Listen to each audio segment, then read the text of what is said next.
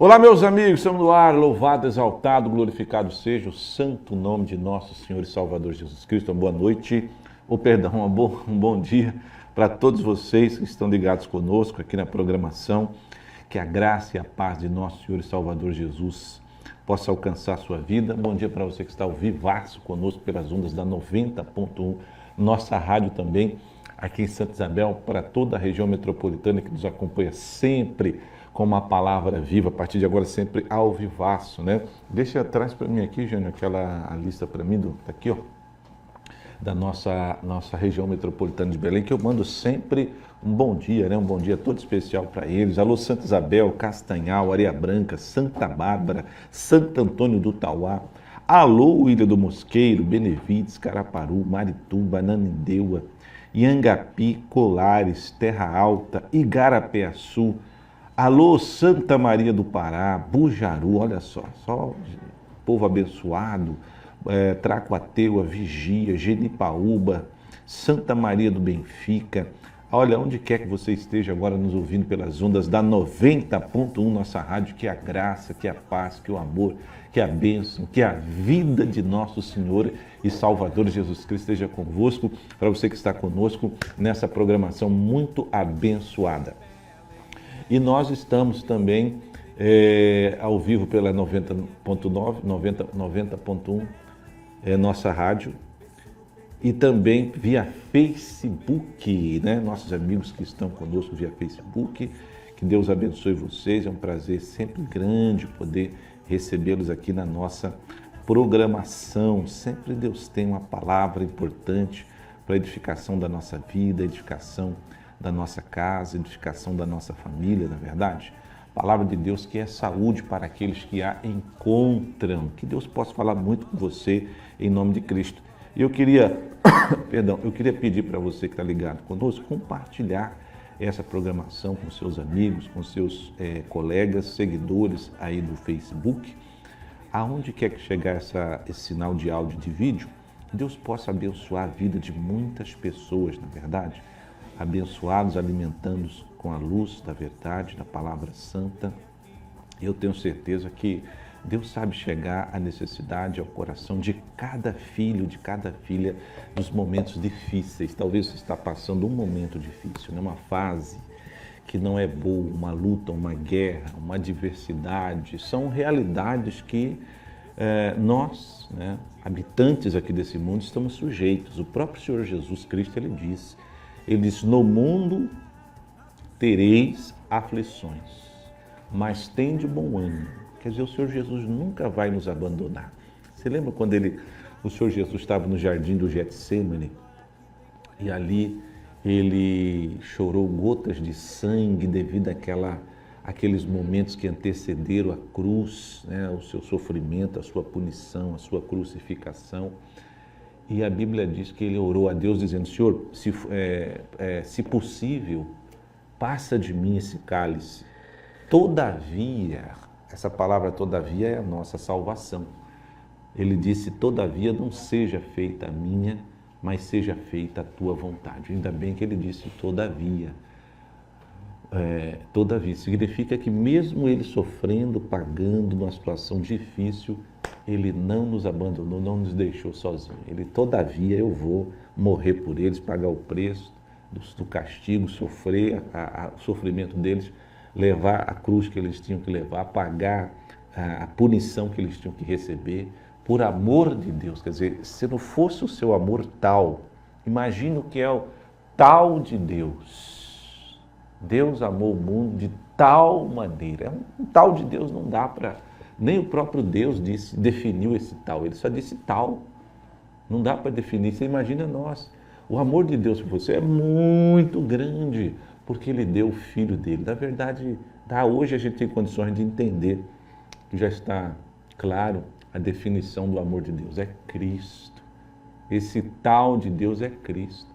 Está explicado, Ele amou o mundo de tal maneira que entregou o seu Filho único. Tal, imensurável e eterno de Deus é o Filho dele. E se Ele entregou o Filho dele é porque verdadeiramente você tem muito valor para Ele. Ele quer te abençoar, Ele quer te curar, Ele quer te ajudar, Ele quer mudar a sua história, quer fazer de você uma pessoa muito abençoada, no nome do Senhor Jesus Cristo. Abra o coração, queria pedir para você compartilhar esse programa agora, você que nos acompanha via Facebook. Eu vou receber daqui a pouco um pastor que vai entrar ao vivo conosco, diretamente de Marabá, aqui no Estadão do Pará, meu amigo, o Edinaldão da Fé Viva, lá de Marabá, que Deus abençoe. Ele vai entrar ao vivaço conosco em alguns instantes para trabalhar conosco uma palavra importante aqui, um entendimento que vai edificar o seu coração, tá? Tenho certeza que vai ser muito abençoador para a sua vida. E eu queria pedir para você que está ligado às equipes da fé, obreiros, os pastores, os grupos, compartilharem essa programação, porque Deus certamente vai falar com você daqui a pouquinho, tá bom? Mas antes de entrar, o pastor Edinaldo, que já está na ponta da linha, vamos colocar a chamada da grande Santa Ceia do Senhor, momento especial da igreja, que vai acontecer nesse domingo, a grande Santa Ceia do Senhor. Vamos ouvir essa chamada e daqui a pouco nós já voltamos com a poderosa palavra da fé. Vamos lá.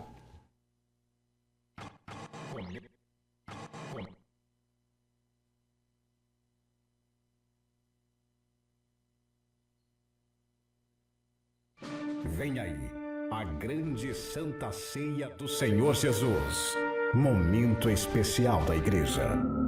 Disse Jesus: quem come a minha carne e bebe o meu sangue tem a vida eterna, e eu ressuscitarei no último dia. João capítulo 6, versículo 54. Neste domingo, estaremos nos assentando no grande banquete de Cristo para comermos do corpo e bebermos do sangue de Jesus. Venha você e toda a sua família passar por um momento de vida e alegria na presença de Jesus. Será na Igreja Internacional da Graça de Deus, Travessa 14 de março 1589, Nazaré, ou na Igreja da Graça mais perto de você. Venha tomar posse da sua bênção. Não percam.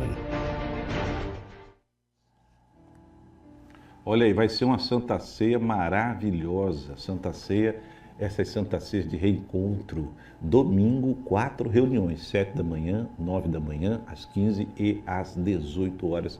Deus vai abençoar muito, muito, muito, muito. Vamos entrar aqui para a palavra da fé, que é aqui, nós estamos trabalhando aqui, uma palavra que tem nos ajudado a entender a frutificação daquele que crê. O Senhor Jesus Cristo, ele falou isso claramente aqui no Evangelho de João, capítulo 15, o versículo é o versículo 1, que ele disse assim: eu sou a videira verdadeira e o meu pai é o lavrador. Se nós tivermos a Bíblia, a referência bíblica, vai aparecer aí no telão para você acompanhar conosco. Então o Senhor Jesus disse: eu sou a videira verdadeira. Por que a videira verdadeira? Porque existiria videiras falsas árvores. Você sabe que tudo que origina um fruto vem da raiz, vem da árvore, vem da força, do tronco, né? Do centro. Mas existe vamos assim dizer, esses que fornecem o fruto, fornecem a seiva para a produção desse fruto, mas que não é verdadeira. Existe uma raiz que não é verdadeira. O Senhor Jesus já diz o contrário: eu sou a videira verdadeira. Quer dizer, você pode realmente se alimentar do fruto de Cristo sem medo, absolutamente.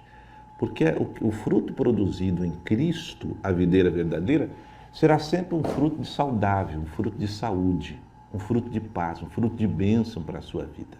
Você lembra de uma passagem no Velho Testamento, quando o profeta Eliseu, ele tinha lá os seus discípulos, os profetas, e um dia eles estavam com fome e o profeta mandou o secretário dele preparar uma sopa, um caldo.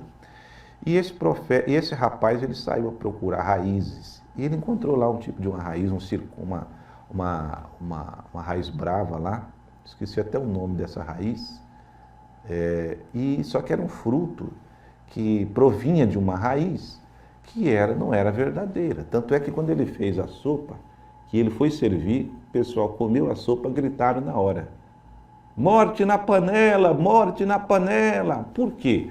Porque aquele fruto que foi produzido daquela raiz era venenoso, não era verdadeiro, aquele era falso, parecia bonito. Ele ia pegar qualquer coisa feia para colocar na panela e fazer aquele caldo.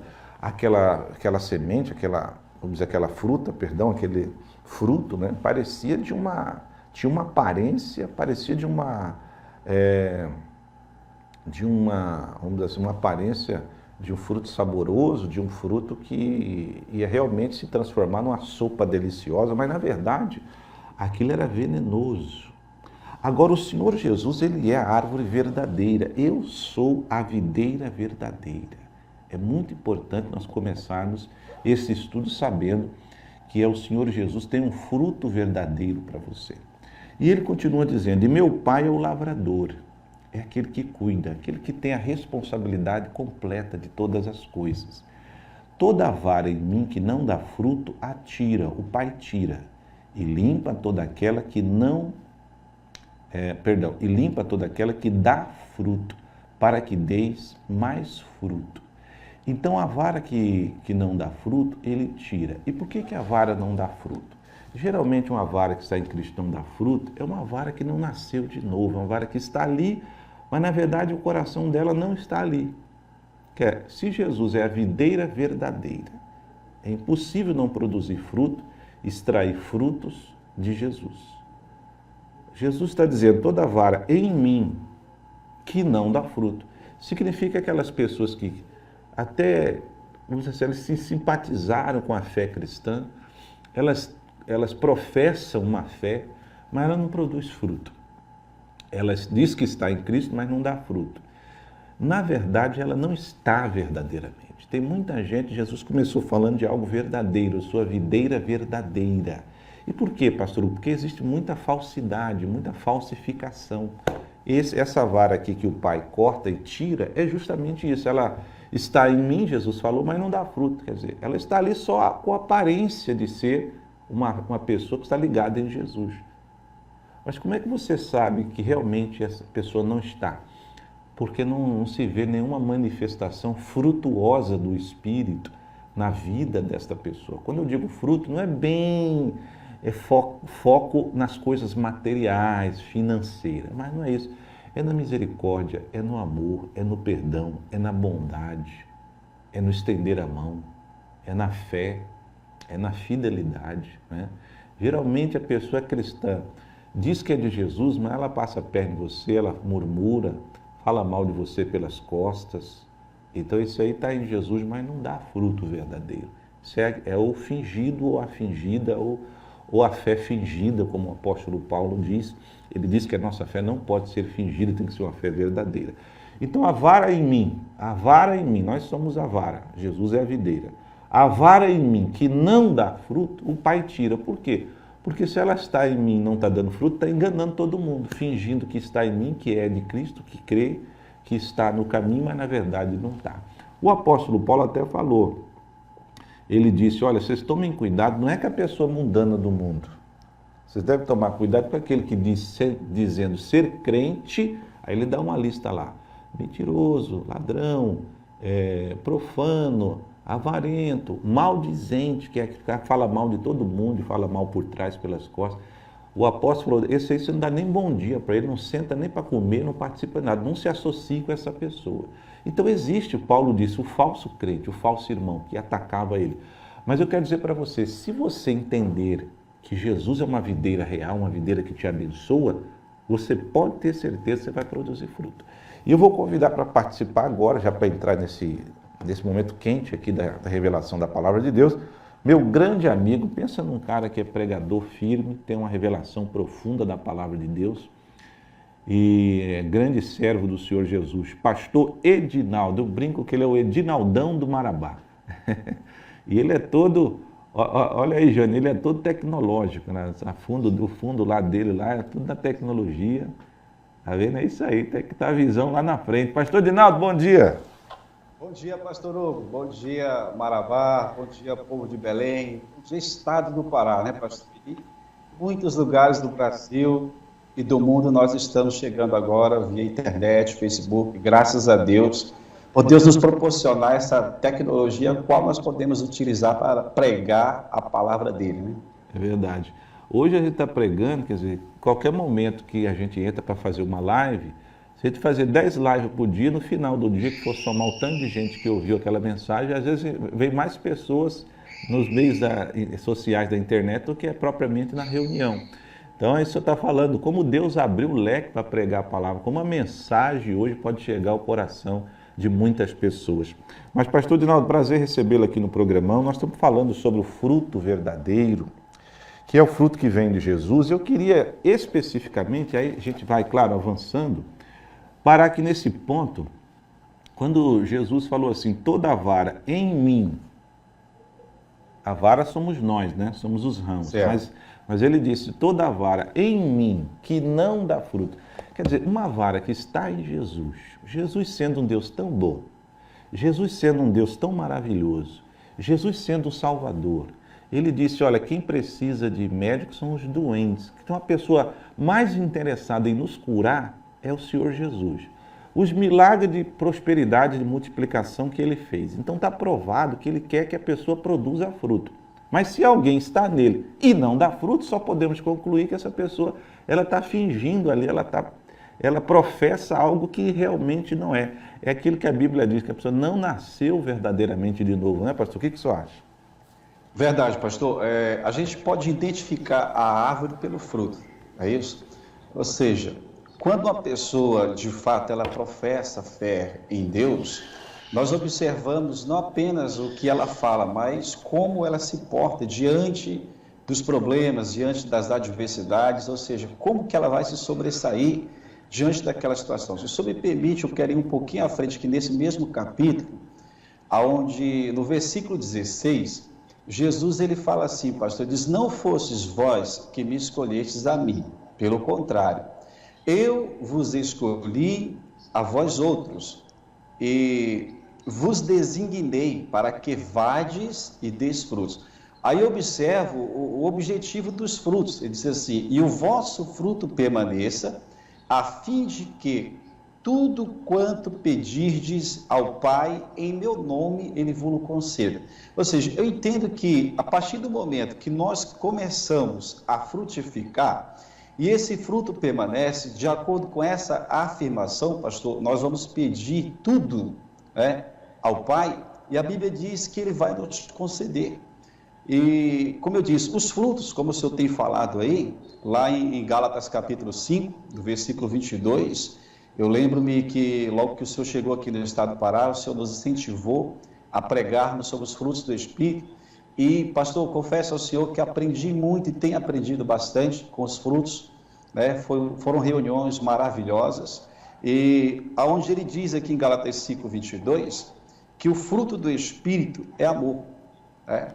Ou seja, e esse amor é, como ele diz, é o amor que está acima de qualquer situação. É aquele amor que a gente pode amar as pessoas de graça sem querer nada em troca, assim como Deus fez com cada um de nós.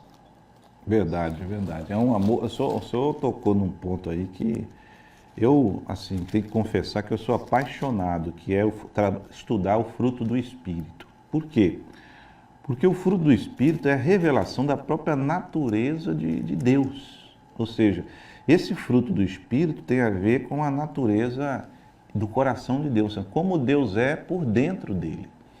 E aqui quando ele fala o fruto, que é Gálatas 5, né, no versículo 22, ele diz, mas o fruto do Espírito aí nós temos aí, são 9 virtudes, mas a primeira, o que abre, é como se Deus dissesse, a primeira coisa que você vai encontrar dentro de mim é o amor. Já pensou, pastor? É maravilhoso, né? É muito bom, pastor. Então, assim, aí a pessoa já se identifica como servo do Senhor, ou seja, como aquele galho que está de fato na videira, né? Exatamente. E veja que uma pessoa que, ao enxergar em Cristo, se identifica e enxerga primeiro o amor, isso mostra como Deus recebe todas as pessoas. Porque o amor ele é receptivo. Vinde como estais. O amor de Deus não faz acepção de pessoas, ele não se ufana, não se ensoberbece, ele não é irado. Então esse amor é justamente o amor para nós, seres humanos, né, que somos falhos, que somos imperfeitos, que hoje estamos bem, estamos na fé, amanhã estamos fracos, estamos desanimados. Então, quer dizer, essa é altos e baixos que, infelizmente, é a vida humana na Terra. Mas quando você sabe Você tem um Deus que sempre está assim, ó, coração aberto, para te ajudar, para perdoar teus pecados, santificar, te levantar e fazer você produzir, né? Frutificar novamente. Então quebra aquele gelo de impedimento, né? Quebra aquele gelo de impedimento. De fato. E uma das coisas que eu tenho aprendido que o mais Deus queria é a reaproximação do ser humano. Eu até falei na reunião com vocês que quando Deus rasgou o véu do templo, né? A Bíblia diz que o véu se rasgou, né? Deus rasgou de alto a baixo, se rasgou. Eles poderiam ter assim encontrado uma outra forma. Deus poderia ter movido a retirada desse véu, tocado em alguém para tirar ele, dobrar, guardar, deixar guardado, para realmente tirar ele com toda aquela cerimônia. Não, ao contrário, parece que Deus já, quando terminou, quando Jesus falou, está consumado, ele foi rapidinho lá e rasgou. O termo rasgou significa que Deus está expressando o quanto ele queria acabar com essa separação de pessoas para com ele, né? Hoje, pelo sangue do Cordeiro, nós podemos entrar lá, né, pastor Edinaldo? Amém, pastor, verdade. Então, quando eu medito sobre esse amor, aí que realmente fala a palavra de Deus, Jesus ele fala lá em João, capítulo 14, no versículo 21, aí eu até brinco com as pessoas, eu digo que o poeta Jesus, né, ele dá uma definição clara, né, de amor, e o que é de fato amar as pessoas. Que ele diz assim, aquele que tem os meus mandamentos e os guarda, este é o que me ama. Ou seja, o que eu entendo aqui que amar é observar a vontade de quem se ama. Se de fato nós professamos amar a Deus, mas se existem restrições nas nossas vidas que nós não abrimos mão para agradar a Deus, nós não estamos na videira. E quando nós oramos, como disse lá o apóstolo João 15, versículo 17, nós lemos agora há pouco, ele diz lá que quando nós frutificamos, como o senhor tem falado aí, tudo quanto nós pedimos a Deus, ele nos concede, né? E eu acredito assim, quando a pessoa faz uma oração e ela não é atendida, ela precisa refletir sobre a que ponto, né, ela não foi atendida. Por que ela não foi atendida? Porque se nós observarmos bem as Escrituras e amarmos a Deus acima de qualquer circunstância, eu tenho certeza de que quando clamarmos a Ele, Ele vai nos ouvir. Até porque, quando eu comecei, pastor, a entender a palavra de Deus, as pessoas chegavam para mim e diziam que o amor, que era o amor conjugal, o amor entre marido e mulher, havia acabado. E quando eu li 1 Coríntios, que o apóstolo Paulo fala que o amor nunca acaba, que é 1 Coríntios 13, eu fiquei meio que intrigado, mas como é que é isso? Que Paulo diz que o amor não acaba. E as pessoas vêm e dizem que o amor acabou. Aí que eu fui entender que existe não apenas um tipo de amor, né? Mas existe alguns tipos de amor, onde um dele é baseado nas circunstâncias, ou seja, se o homem está proporcionando uma boa vida à esposa, eles têm clima para amar um ao outro, mas se aquilo começa a definhar, ou seja, se a situação, suponhamos, a situação econômica começa a definhar, ele não pode proporcionar a ela tudo quanto ela merece, ou seja, ela poderia usufruir, aí aquele amor dentro daquele relacionamento parece estar esfriando, ou seja, geralmente quando se pergunta a uma esposa, não são todos, mas a maioria delas, por que você ama o seu marido?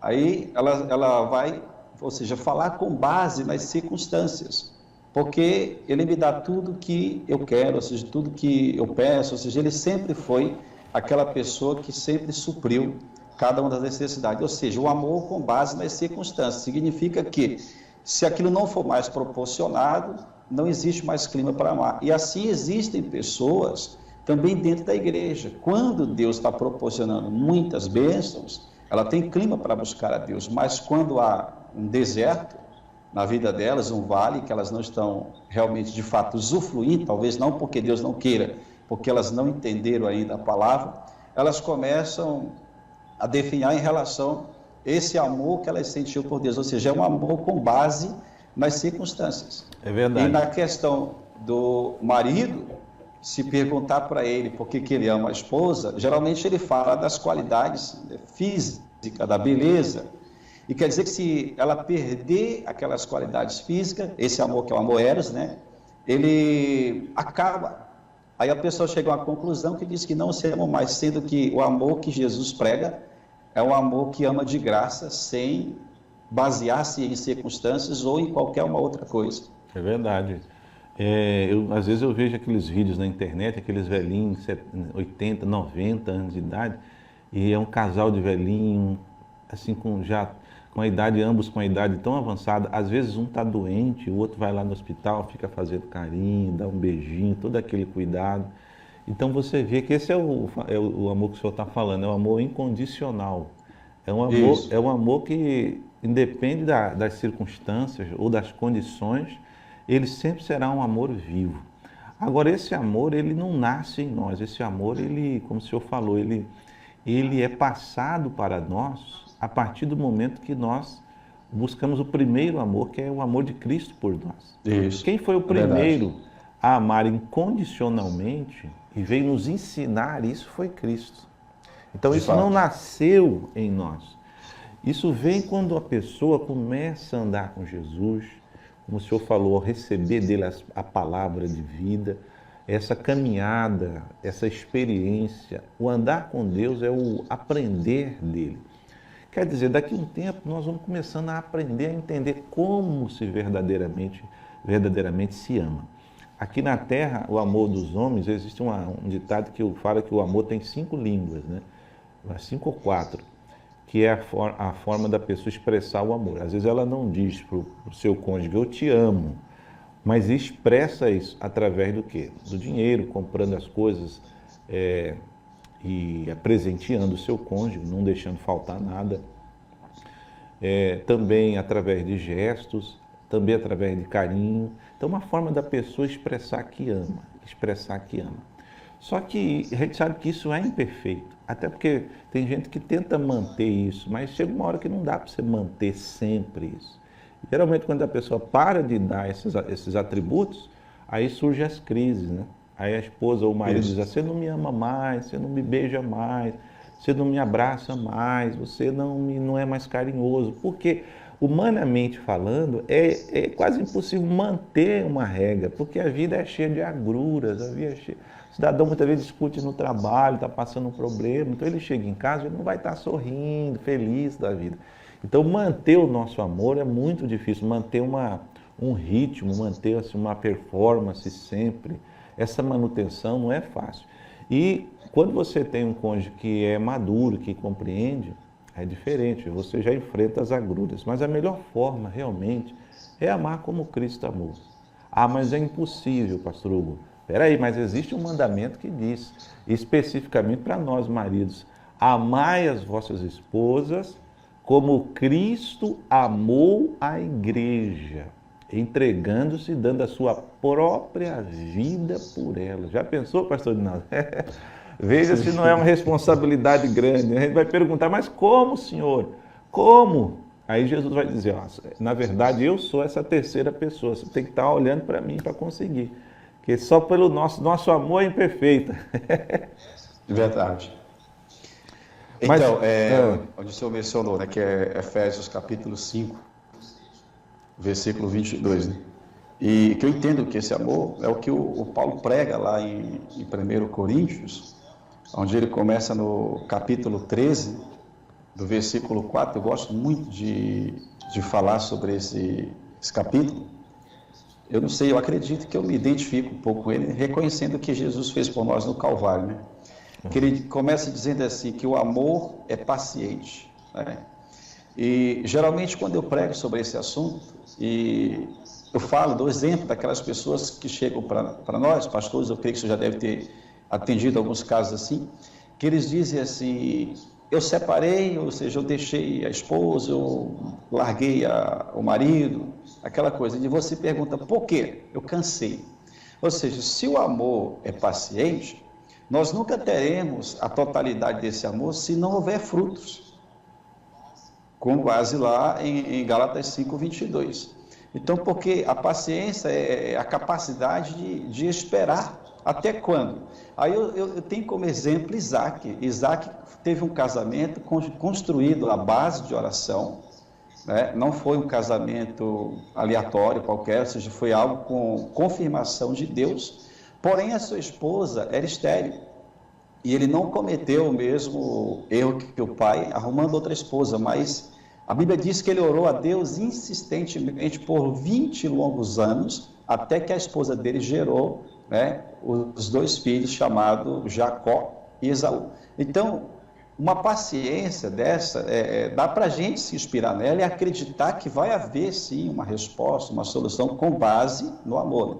Porque diz que o amor é benigno, ele não arde em ciúmes, não se ufana e nem se ensoberbece, não se conduz inconvenientemente e não procura seus próprios interesses, não se exaspera, não se ressente do mal e não se alegra com a injustiça, mas se alegra com a verdade.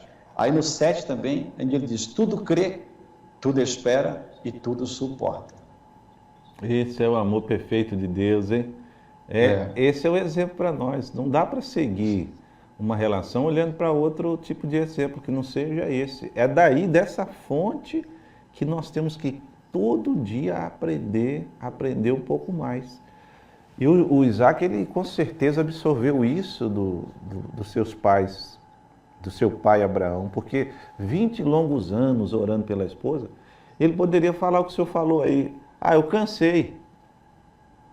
Cansei de esperar, né? Cansei de esperar. E ele, como sendo um homem rico, ele poderia ter outras mulheres, poderia escolher mais umas outras mulheres.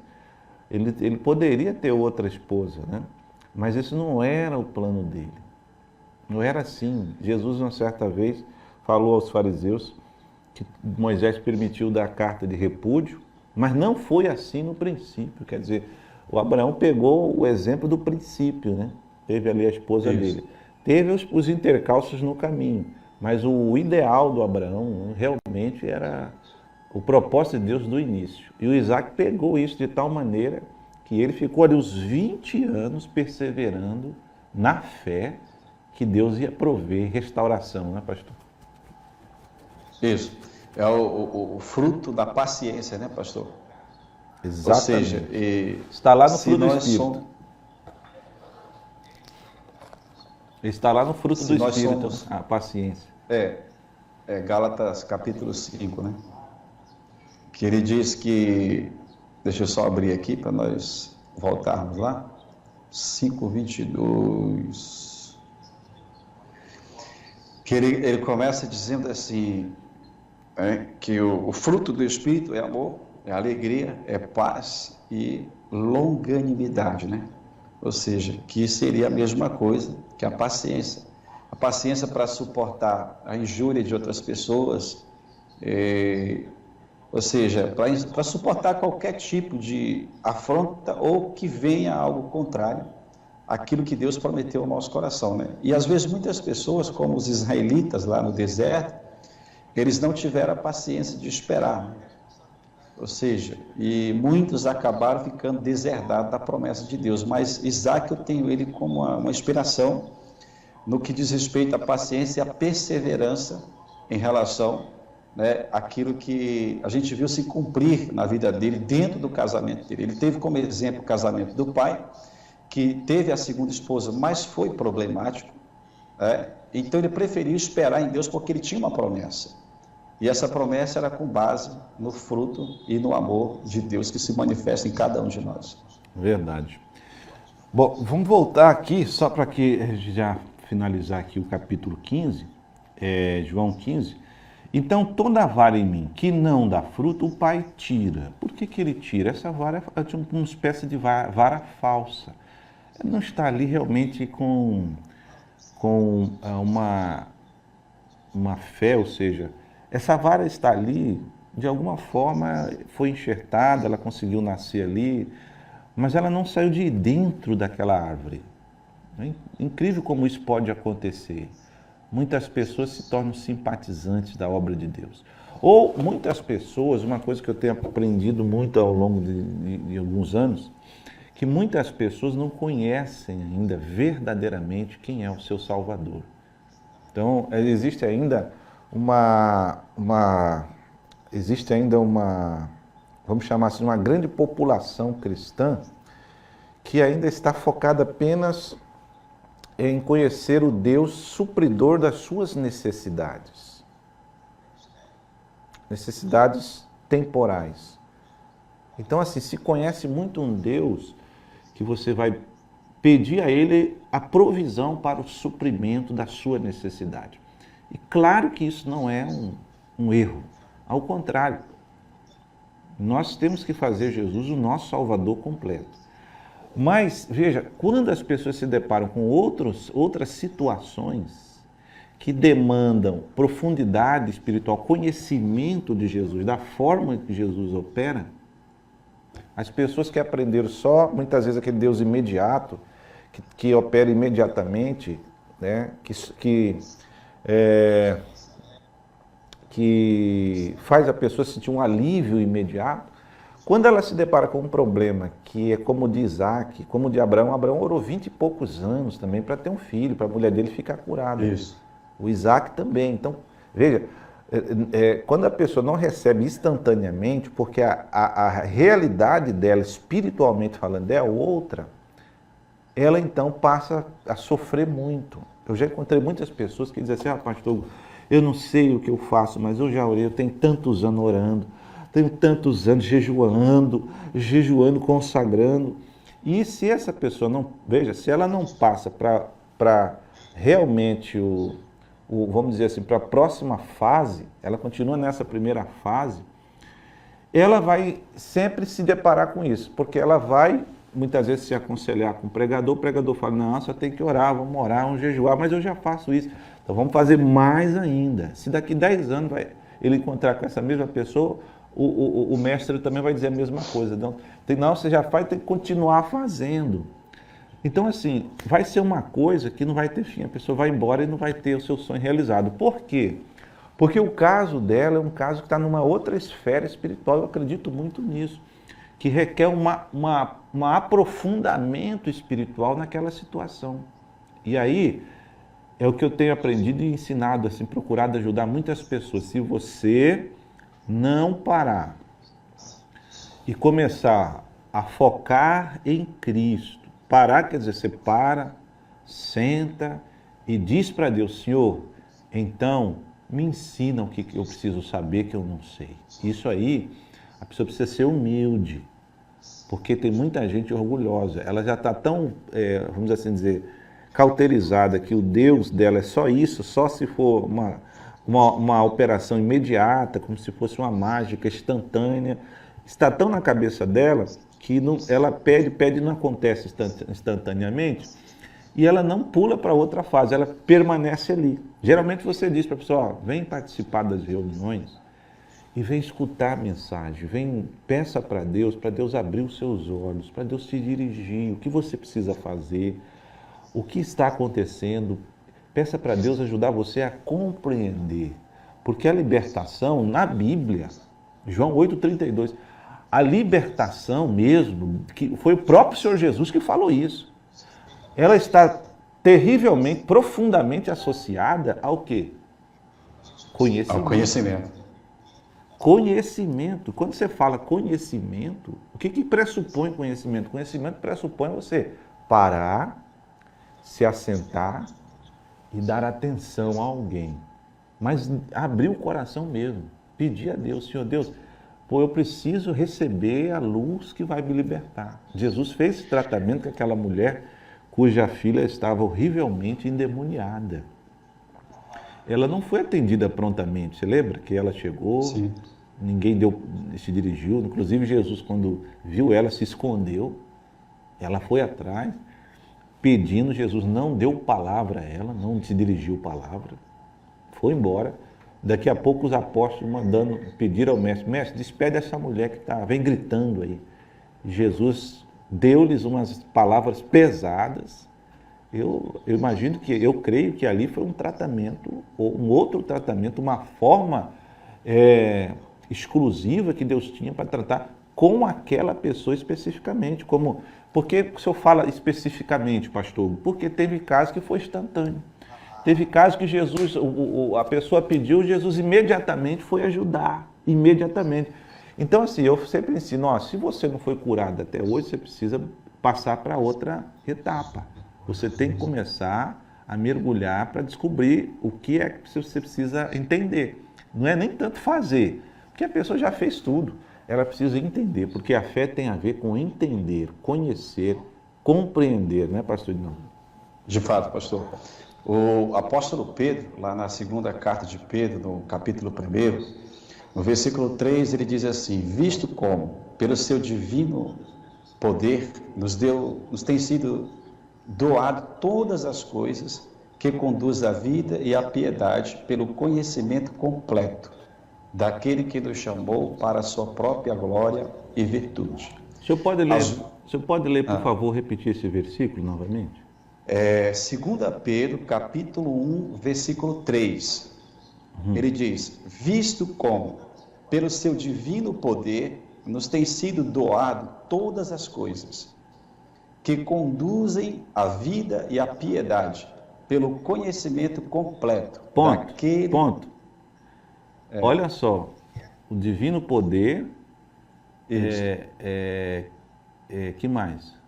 Ele diz assim: pelo seu divino poder nos tem sido doado todas as coisas que nos conduz à vida e à piedade pelo conhecimento completo. Tá. Todas as coisas que nos conduzem à vida e à piedade, que nos tem sido dado pelo conhecimento. E essas todas as coisas aí, eu acredito ser cura também. Quer dizer, algumas pessoas que não entenderam que se não focarem em conhecimento, elas vão passar por essa vida e não vão receber o mais de Deus, o mais que pedimos, o mais que pensamos. Não é, pastor?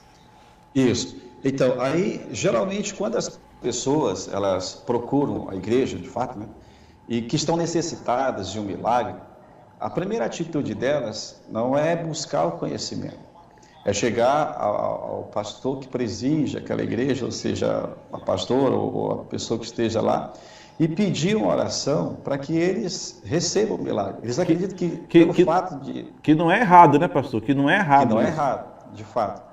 Mas como que se recebe sem conhecimento? Exatamente. Então, eu acredito que primeiro se pediria para ensinar. Me ensina como fazer uma oração eficaz, me ensina como receber. E não faz uma oração para mim receber. Porque às vezes a pessoa até recebe, como o senhor mencionou, instantâneo. Mas na próxima necessidade que ela tiver, será que ela vai ter alguém de novo para interceder junto ao Pai por ela? Ou ela vai poder se virar sozinha? Exatamente. Falando isso, me reporta aquela passagem onde Jesus estava, onde Cristo estava lá em Cafarnaum, na casa que foi quando ele curou o paralítico, e a Bíblia diz que ele estava ali, e estavam ali todos os sacerdotes, os príncipes, os mestres da lei, fariseus, e a Bíblia diz que ele estava ensinando aquele dia. E lá no final do versículo diz assim: e a virtude de curar estava com ele. Aí mais uma vez você vê que a virtude de curar, você pega o contexto ali, você vê que a virtude de curar está associada a ensinamentos. Você vê, toda vez que uma pessoa para ouvir, para crescer, para se alimentar de Jesus, ela precisa entender que a virtude de curar está envolvida ali. Nós não podemos só crer na cura por oração, como se fosse assim, só a operação instantânea, que é claro que Deus faz, claro, sem sombra de dúvida.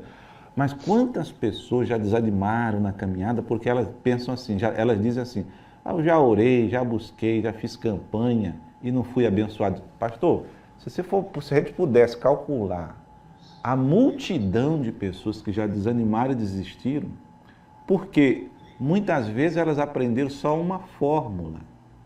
Jesus está ensinando aqui que existe uma virtude que cura, mas que está associada ao ensinar a palavra de Cristo. De fato.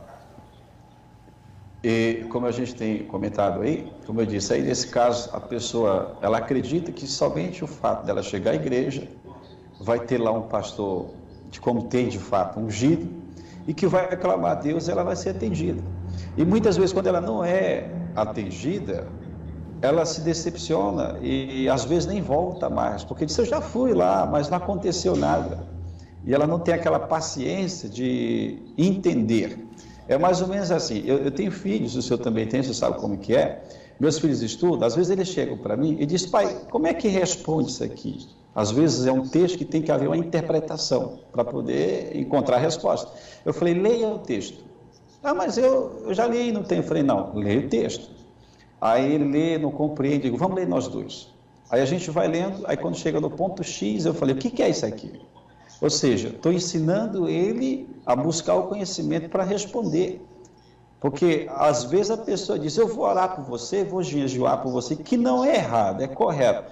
Mas eu não tenho que trazer só para mim a responsabilidade de alguém receber. Eu tenho que ensinar ela a crer, para que de fato ela não possa voltar vazia. Olha só, e o senhor ajudou essa criança a abrir um pouco mais, vamos dizer, o ângulo, o campo de compreensão. Talvez ele estava ali tendo dificuldade por não ter pego todo o entendimento que a professora passou. Mas quando você deu esse apoio a mais a ele, a importância do apoio, né, do ensino. Isso. Ele conseguiu compreender mais, a mente dele se abriu. Pastor Edinaldo, você vê que uma das coisas mais poderosas que nós temos é a fé que Deus nos deu. Mas a fé também está ligada a ouvir, a conhecer, a ouvir a pregação. Deixa eu abrir aqui, para a gente já finalizando, em Romanos, capítulo 10. Às vezes a gente, o pregador, se habitua a ler só o versículo que ele pensa que é o que corresponde, que ele precisa. Então, tá bom, só esse versículo aqui, que isso aqui já vai encaixar na minha pregação. Só que isso é perigoso, porque muitas vezes o que o pregador pescou ali para pregar, ele está falando algo que está absolutamente fora do contexto espiritual que Deus passou. Isso é perigoso, porque isso dá margem para a pessoa criar uma heresia. Então, o contexto da fé. A fé é por ouvir pela palavra de Deus. Que nós já aprendemos que ali o original, a palavra de Deus não é Deus, não é Theos, é Christos, no original grego. Então, o certo seria, a fé é por ouvir a palavra de Cristo. Basta você ir nas outras versões atualizadas, você vê, já está atualizado isso. Que às vezes é a tradução que veio com esse problema de interpretação, de tradução, melhor dizendo. Mas o contexto ali fala da fé. A fé, realmente, ela vem por ouvir a palavra de Cristo. Mas o contexto fala de ouvir um pregador. Deixa eu ler aqui para você, os amigos que estão nos acompanhando. Isso aqui é importante, isso aqui a pessoa entende. Entende a fazer segundo o que a palavra diz. Isso é passar para a próxima fase e receber a cura. Romanos 10, 13 diz assim, porque todo aquele que invocar o nome do Senhor será salvo. Então você vê alguém invocando o nome do Senhor. Mas existe o invocar de boca para fora que todo mundo invoca. Mas existe o invocar com base, um invocar com fundamento. É isso que o contexto aqui está falando. Porque em seguida 14, ele diz assim, como, pois, invocarão aquele em quem não creram? Então não é só invocar, você tem que crer. E para crer, ele continua dizendo, e como crerão naquele em que não ouviram? Para uma pessoa realmente dizer que crê, ela primeiro tem tido ouvir. Ela tem estado ouvindo, conhecendo, participando de aulas, de ensinos, de cultos, de pregações, de estudos. O senhor está entendendo? Então, veja que o contexto, se eu descer, vou descer aqui e vamos chegar lá. Até o versículo 17, que diz que a fé pelo ouvir a palavra de Cristo. Mas o contexto fala que essa fé nasce, essa crença nasce, porque alguém esteve ouvindo. Então a fé não é porque eu ouvi, não é porque você ouviu. A fé, ela vem por ouvir. Aí ele continua dizendo, como, pois, invocarão aquele em quem não creram? E como crerão naquele em quem não ouviram? E como ouvirão se não há quem pregue? Então, ou seja, aqui ele já afunila mais. Ele diz que a fé, ela passa por ouvir um pregador. Então tem que ir para a igreja, sim, ouvir o pregador, ouvir as pregações, ouvir os ensinamentos, ouvir as mensagens. Então esse alimento espiritual é a base, é o fundamento para uma fé viva, uma fé poderosa. Ele continua ensinando mais. Olha o detalhe especial que tem nesse ponto aqui, ó. Então, como ouvirão se não há quem pregue? E como pregarão se não forem enviados? Como está escrito, olha só, os que são enviados a pregar. Eu fui enviado, o senhor foi enviado. E os pregadores, eles geralmente são enviados. Eu vim para o Pará, o senhor foi para o Marabá, mas o senhor já esteve em outros locais, eu também já tive em outros locais. Então nós estamos nessa missão de sermos enviados, né, servindo a Deus. Agora, esse que é enviado, qual é o conteúdo que ele tem que levar? Qual é a mensagem que ele tem que trazer? Ele diz aqui, o apóstolo Paulo diz, ó, como pregarão se não forem enviados? Como está escrito, quão formosos os pés dos que anunciam, porque o que é enviado, ele anuncia uma mensagem. Mas qual é o tema, o conteúdo dessa mensagem? Ó? Quão formosos são os pés dos que anunciam a paz, dos que anunciam coisas o quê? Coisas boas. Coisas boas. Então, assim, tem que ouvir, mas tem que ouvir a mensagem de paz e de coisas boas. Aquela mensagem que mostra os benefícios da obra consumada de Jesus na cruz do Calvário.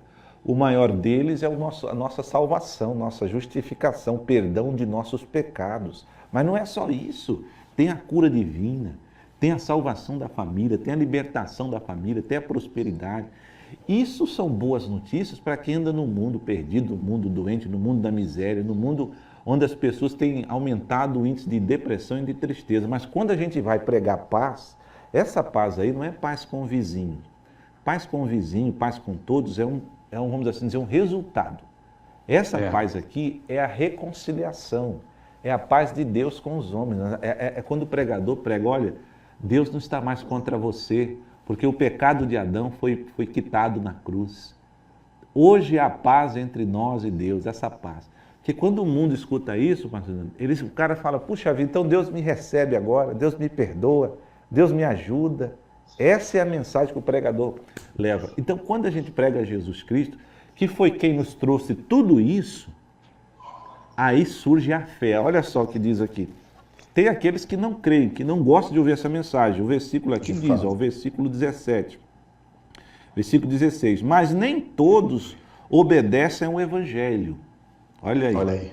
Pois Isaías diz, Senhor, quem creu na nossa pregação? Quando você prega essas mensagens de paz, de coisas boas, nem todo mundo gosta disso.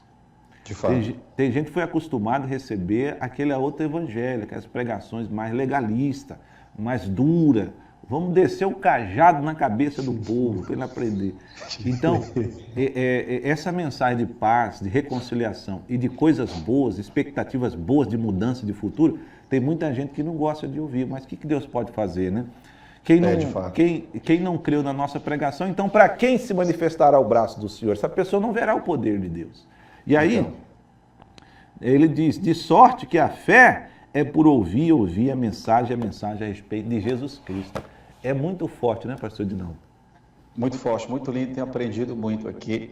E o senhor sabia que aqui no finalzinho do versículo 15, ele diz, quão formosos são os pés dos que anunciam as coisas boas? Há uns 3 meses, eu fui a uma viagem a Belém, que eu tive uma reunião com o senhor, e a forma de como eu estava sentado na poltrona do ônibus, depois eu descobri um mês depois, como foi que eu adquiri uma lesão no meu pé.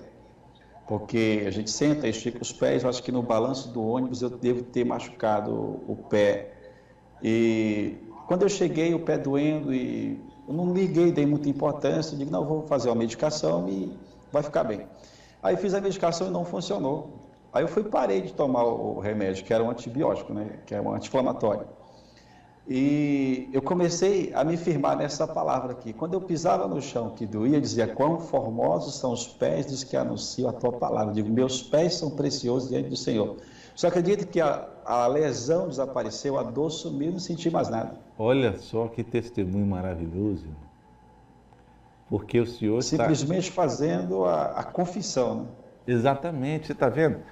Se o senhor não soubesse que são os pés dos que anunciam a paz e coisas boas, são formosos, o senhor havia um direito legal ali, mas o senhor não ia estar ignorante acerca dele, não é verdade? De fato. E o conhecimento que nos trouxe. Mas, de fato, eu confesso para o senhor que eu não lembrava onde estava escrito, mas eu tive um sonho, logo no início da minha caminhada com Deus, que eu estava num determinado lugar e eu olhava para uma pessoa que estava com os pés tudo feio, como se tivesse chagas nos pés. Aí, quando eu olhava para aqueles pés, Deus falava no meu coração e dizia assim: quão formosos são os pés daqueles que anunciam a palavra do Senhor. E aquilo ficou memorizado. Aí quando eu lembrei desse sonho, que há muitos anos, aí acho que na 98, por aí mais ou menos, que eu tive esse sonho. Aí quando eu percebi que acendeu aquela luz, eu falei, não, eu estou aqui na palavra. Ainda que eu não lembro onde está, mas eu sei que está escrito. E comecei a fazer a confissão. E tem irmão que estuda a Bíblia e a Bíblia. Teve um irmão que uma vez chegou falando: pastor, eu sei quando o pastor é de Deus, prega a palavra de Jesus. Eu falei: mas quando? Quando o pé dele é formoso. Se o pé dele for feio, o negócio está sério pro lado dele. Mas, pastor Edinaldo, olha, muito obrigado por esse bate-papo da fé. Eu tenho certeza que edificou o coração de muitas pessoas e que essa semeadura ajudou muita gente a vencer pela fé. Nesse domingo nós vamos ter uma Santa Ceia estadual nacional, todas as igrejas da graça. Estaremos nos assentando no banquete de Cristo, vamos comer do corpo de Jesus, beber do seu sangue. Eu tenho a Santa Ceia como um dia maravilhoso. E nós vamos estar aqui na nossa sede em 4 reuniões, 7 da manhã, às 9, às 15 e às 18 horas. E Marabá, como é que vai ser? Quais são os horários, o endereço da nossa IGD Marabá, pastor Edinaldo? Certamente, pastor. Marabá, teremos 2 reuniões, uma a partir das 8 horas da manhã, também fazendo transmissão ao vivo pelo Facebook, e às 19 horas, na mesma fé aqui, aos amigos de Marabá e região, estão todos convidados a estarem conosco para participar aqui desse grande banquete. O endereço, como eu disse, o nosso endereço é na Avenida Sol Poente, número 2104, bairro Cidade Nova. Tudo começa aqui no centro. É isso aí, a nossa grande Marabá. Pastor Edinaldo, que Deus abençoe, obrigado pela sua participação, um abraço da família, nos nossos obreiros, nos nossos membros, e que Deus abençoe todos vocês em Cristo Jesus, viu? Saudade daquela churrascaria que tem aí em Marabá, é uma bênção. Amém. Tá bom, um abração, fica com Deus, vamos prosseguir, isso é um grande Edinaldo da fé. Gente, eu tenho certeza que esse bate-papo é importante para trazer luz. Agora receba pela fé, onde quer que você esteja. Há um Deus que te ama e que Ele tem paz e coisas boas para você. Agora é crer, é assumir, como fez aí o pastor Edinaldo.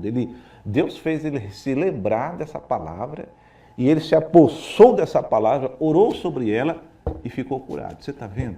Quando nós começamos a adentrar o véu da sua carne, conhecer Jesus Cristo realmente por dentro, seu coração, é como se a tenda ela se abrisse mais, as estacas se alargassem mais, e aí a prosperidade vem e vem bastante. Deus é contigo. Acredita nessa palavra que Deus deu para você. Nós vamos agora, para finalizar com essa chamada da Grande Santa Ceia, e o convite está feito para todos vocês, em nome de Jesus. Um forte abraço, seu amigo e irmão pastor Hugo de Oliveira. Fiquem com Deus, fiquem na paz e até lá. Tchau. Vem aí, a grande Santa Ceia do Senhor Jesus. Momento especial da igreja. Disse Jesus: quem come a minha carne e bebe o meu sangue tem a vida eterna, e eu ressuscitarei no último dia. João capítulo 6, versículo 54. Neste domingo, estaremos nos assentando no grande banquete de Cristo para comermos do corpo e bebermos do sangue de Jesus. Venha você e toda a sua família passar por um momento de vida e alegria na presença de Jesus. Será na Igreja Internacional da Graça de Deus, Travessa 14 de março 1589, Nazaré, ou na Igreja da Graça mais perto de você. Venha tomar posse da sua bênção. Não percam!